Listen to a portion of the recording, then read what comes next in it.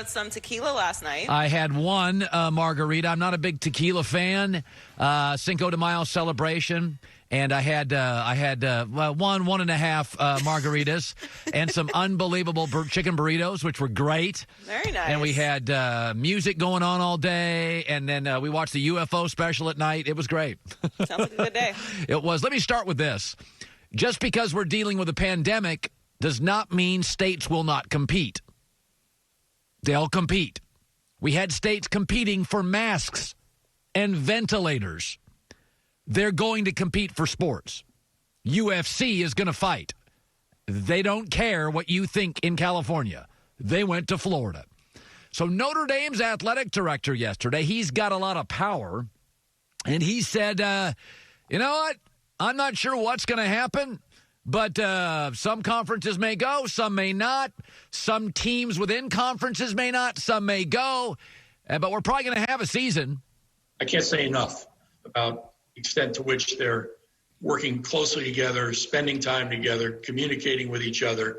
And I think that's the most important thing. It gives us a chance to come up with an overarching policy and an ability to start together. Having said that, I think we all recognize that there is a significant chance that that may not be possible, that either because states or individual colleges and universities take different approaches, you can't produce a season where all members are participating in Division I football in the same way. Yes. The SEC, and I've stayed away from predictions, the SEC is going to have a college football season. Period. That's my one prediction. Joy's been here. I've said, only thing I know about this thing, social distancing does appear to work. I don't know anything else. But I'm going to and I've stayed away from guessing if leagues are going to start or not. I think it's ridiculous when you've got people predicting in May, the first week, what's going to happen in the third week in September. As I said before, you watch a local weather forecast, if they go past 4 or 5 days, the accuracy falls off the table. They have radar. How do I know what's going to happen in September? Do we get medicines? Do we get a vaccine? They're fast-tracked. I don't know. I don't even think epidemiologists agree on half of this stuff from what I read.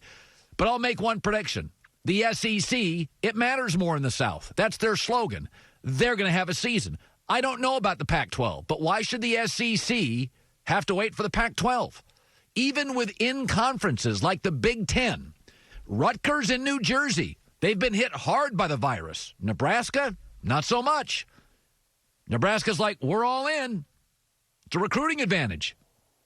I know, it's unseemly, right? Competition. But we competed for business post 9/11, and you're going to compete during the virus for business. States will compete. Florida's opened up. Let's go. Southern governors, mostly conservative. Let's go. California, Pac-12, I don't even think you get much pushback. I think southern states will pull away from the rest of the country in college football like they haven't already. They'll tell recruits, we play. We're going to play. And so, and am I comfortable with it? Listen, I can watch New York and be horrified by it, but I also live in a coastal city in California, 36,000 people. We've had one death. I don't know anybody that has it.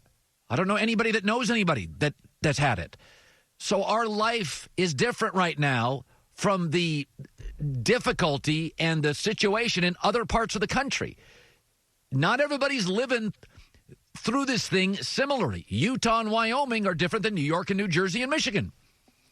So, but when I hear this about college football, my takeaway on all this is it's going to be uneven. 130 college football programs. Some are big state schools, some are private academies, some are small schools, some love football, some like Duke or basketball schools. 130 programs, I think 80 potentially could play. 80, that's it. 80. And I'll watch every single game that's on TV. So during the virus, not everybody is suffering through it the same kind of intensity. They're just not. And the second thing is states compete. God, they were competing for ventilators. And as gross and uncomfortable as that is, they're going to compete for football. You know it, and I know it. They're going to compete on this stuff. And I'll get to the UFC more after the break. Let me segue to The Last Dance.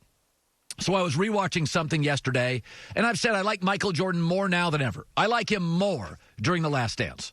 I think he's a man's man. He doesn't back down from anything. What he said he meant.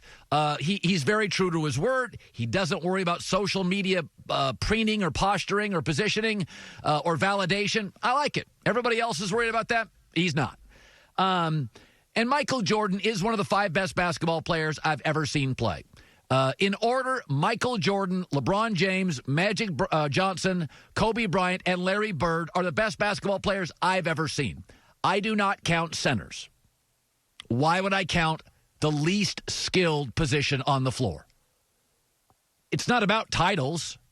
I don't rank these guys based on titles. I'm just telling you what my eyes have seen. Michael's the best player. LeBron's a very close second. Magic a close third. Kobe fourth. And Larry Bird fifth. Centers generally aren't great ball handlers. They're not great shooters. They're not great passers, although Arvydas Sabonis and Bill Walton were. And I am totally comfortable saying that basketball has moved away from centers, and I like it. Thankfully, it's moved away from centers. One of the things I like about The Last Dance, the least interesting people are centers. Basketball and no sport should be controlled. Rules should not help the least skilled people. Should football be dominated by offensive linemen? Should baseball be dominated by a DH? Should hockey be dominated by defensemen and fighters? No. I think one of the smartest things the NFL ever did was go back and erase the no-catch rule because the most skilled football players in America often are wide receivers. And the NFL said, you know what? We want to make rules so wide receivers can score more touchdowns. And I think it was brilliant, and I think the game is much more enjoyable. The NBA did the same thing. Our most skilled people are ball handlers and shooters. Let's take out the hand check. They took out the hand check 16 years ago. 8 of the last 16 years, guards have won the MVP. In that stretch, 0 centers have won the MVP. Dirk Nowitzki's not a center. Stop it. Kevin Durant lies about his height. He says he's shorter than he is. He doesn't want to be seen as a center. So I think leagues are really smart when they craft rules to elevate the most skilled, and they craft rules to punish the least skilled. I think the NFL's done a brilliant job, and the NBA has never been faster. There's never been more great shooters. There's never been more great ball handlers. There's never been more great passers. I love getting rid of the hand check. I didn't like the New York Knicks and their mythology where 3 of the 5 guys couldn't shoot a jumper from here to the window. That's not good basketball. One of the reasons I like the NBA and the NFL going forward, they figured it out. Create rules to elevate your most skilled athletes. In my life, a center's never been the best passer in the league, has never been the best shooter in the league, has never been the best ball handler in the league. And my 5 favorite players, and Last Dance has cemented this, all non-centers. I'm not saying you shouldn't be able to use a genetic gift if you're 7'2". I'm not saying it. But the new NBA, the messaging is, hey, big fella, you better learn to shoot or you'll be coming off the bench and used sparingly. All right, good stuff. A guy who yelled at me and said really rough things about me. It's very, very difficult. I'm going to defend, and I'll tell you why he is so important in sports. That's coming up, plus Nick Wright this hour, Urban Meyer, Bucky Brooks, Tom Tolbert, all on deck. Urban Meyer next hour. Over 50 years ago, 2 men who had an incredible passion for motorsport and engineering began building race car engines in an old abandoned mill. I mean, there may be somebody sneaking up there watching them, but, you know, they probably not living there. That's why it's an old abandoned mill.